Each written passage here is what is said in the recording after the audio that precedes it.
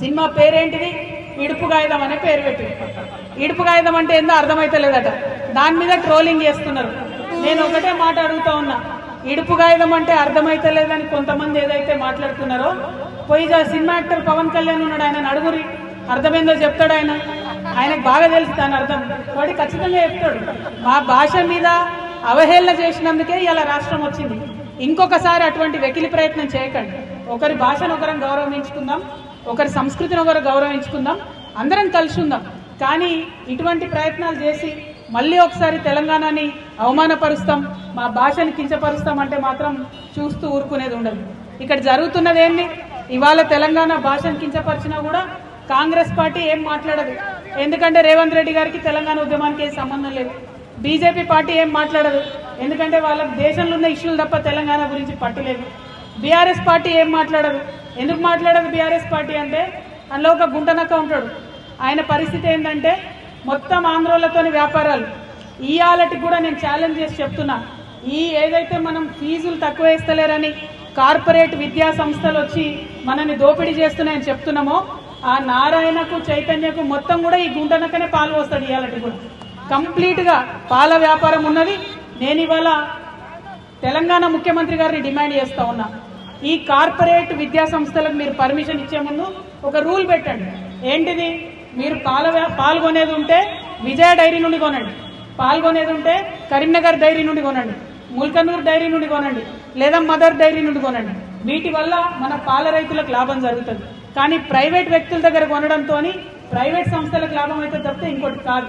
ఖచ్చితంగా పెద్ద హాస్పిటల్స్ ఉన్నాయి, యశోద ఉన్నది, కిమ్స్ ఉన్నాయి, వీళ్ళందరూ కూడా విజయ డైరీ దగ్గరనే పాల్గొనాలని ఒక జీవో తీసుకురండి. ఎందుకంటే ముఖ్యమంత్రి మేము మొన్నటి నుంచి అడుగుతున్నాం, ఫీజులు నియంత్రించండి, ఫీజులు తగ్గించండి అంటే ఇంతవరకు ఆయన మాట్లాడతలేడు.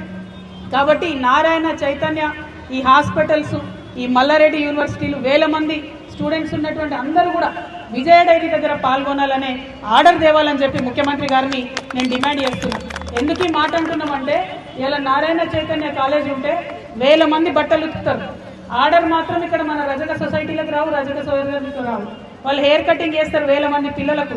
మన నాయి బ్రాహ్మణ సోదరులకు ఒక్క ఆర్డర్ కూడా రాదు. బోలెడని వేలాది కుర్చీలు కొంటారు, ఒక్క ఆర్డర్ కూడా మన విశ్వకర్మలకు సోదరులకు రాదు. అంటే ఇక్కడ పెడతారు విద్యా సంస్థలు, ఇక్కడ పైసలు సంపాదిస్తారు, మరి ఇక్కడ వాళ్ళకి మాత్రం లాభం లేదు. టీచర్లు కూడా ఇవాళ 80% బయట నుంచి తీసుకొస్తా ఉన్నారు. అది కుదరదు. కేరళ నుంచి, ఆంధ్ర నుంచి, అక్కడిక్కడ నుంచి తీసుకొచ్చి టీచర్ జాబ్లు ఇస్తున్నారు. ఇప్పుడు నార్త్ ఇండియా స్కూళ్ళు వచ్చినాయి, వాళ్ళు నార్త్ ఇండియా నుంచి బాత్రూమ్లు కడిగేటోళ్ళు కూడా తెచ్చుకుంటున్నారు. మరి ఇక లోకల్ వాడు ఏం చేయాలి చెప్పండి? ఖచ్చితంగా ఛత్తీస్గఢ్ నుంచి, బయట దేశాల నుంచి, బయట రాష్ట్రాల నుంచి తీసుకురావడం కాదు, లోకల్ ఎంప్లాయ్మెంట్ కావాలి. మన యొక్క లోకల్స్ యొక్క హక్కుల పరిరక్షణ కోసమే టీఆర్ఎస్ పార్టీ పనిచేస్తుంది. కాబట్టి మేము గల్లా ఎగరేసి చెప్తున్నాం, ఈ అనకొండలు ఏవైతే ఉన్నాయో, ఏ అనకొండలైతే మన తెలంగాణ ఉద్యమాన్ని అడ్డుకున్నాయో, ఏ కార్పొరేట్ శక్తులైతే ఉన్నాయో వాటికి పాలు పోషిస్తున్నదే మన గుంటనక్క. అందుకే బీఆర్ఎస్ పార్టీ వాళ్ళు ఏం మాట్లాడరు దీని మీద. తెలంగాణను తిట్టినా మాట్లాడరు, తెలంగాణ బొమ్మను మార్చినా మాట్లాడరు, ఎక్కడెక్కడో సినిమా యాక్టర్లు వచ్చి మనల్ని అవమానం చేసినా మాట్లాడరు. వాళ్ళకి ఆ సోయి లేదు. తెలంగాణ ఉద్యమంతో పేగు బంధం తెగిపోయింది. కాబట్టి అలా రక్షణ సేన నుండి ఉద్యమకారులందరినీ కోరుతా ఉన్నాం, మీకోసం ముందుండి మేము పోరాటం చేస్తాం. ఆనాడే చెప్పిన నేను, ఉద్యమకారుల మీద ఒక లాఠీ పడాలంటే నన్ను దాటుకొని రావాలి, ఉద్యమకారులకు ఒక రబ్బర్ తూట తగలాలంటే అది నన్ను దాటుకొని రావాలి తప్పితే నీ దగ్గరికి రాదు. జూలై 2 నాడు బాజాప్తా పోదాం, భూ పోరాటం చేద్దాం, భూమిని ఆక్రమించుకుందాం, ప్రభుత్వ భూమిని. అది మీరు కష్టపడి కొట్లాడితేనే వచ్చినటువంటి భూమి ఆక్రమించుకొని ఉద్యమకారులకు పంచుకుందాం. అందరూ కూడా జూలై 2 నాడు జరిగేటటువంటి భూ పోరాటానికి తెలంగాణ వ్యాప్తంగా ఉన్న ఉద్యమకారులందరూ కూడా తరలి రావాలని కోరుతూ, మరి ఉప్పల్ అంటేనే ఉద్యమకారుల అడ్డా, ఇటువంటి అడ్డాలో జెండాలు బాతిండ్రు. ఇవాళ జెండా ఎగిరేసినాం, రేపటి నాడు ఎమ్మెల్యే కూడా ఖచ్చితంగా గెలుస్తాం.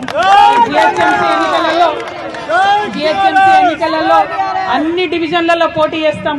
అద్భుతంగా తెలంగాణ ప్రజలకు సేవ అంటే ఎట్లుంటుందో, రాజకీయ పార్టీ అంటే పని ఎట్లా చేస్తుందో తప్పకుండా చూపిస్తామని చెప్పి ఈ సందర్భంగా తెలియజేస్తూ, మరి అనేక మంది అనేక మాటలు ఇచ్చినటువంటి ఈ ప్రభుత్వాన్ని ఎండగడతాం, ప్రతి విషయంలో ఎండగడతాం. పెన్షన్ పెంచుతామన్నారు, పెంచలేదు. ఆటోలకు పైసలు ఇస్తామన్నారు, ఇయ్యలేరు. 2 లక్షల ఉద్యోగాలు ఇస్తామన్నారు, ఇయ్యలేరు. తులం బంగారం ఇస్తామన్నారు, ఇయ్యలేదు. మరి ఇవన్నిటిని కూడా మాట్లాడతాం. మా అక్క చెప్తుంది పింఛన్ వస్తలేదని, పింఛన్ గురించి కూడా ఖచ్చితంగా మాట్లాడతామా.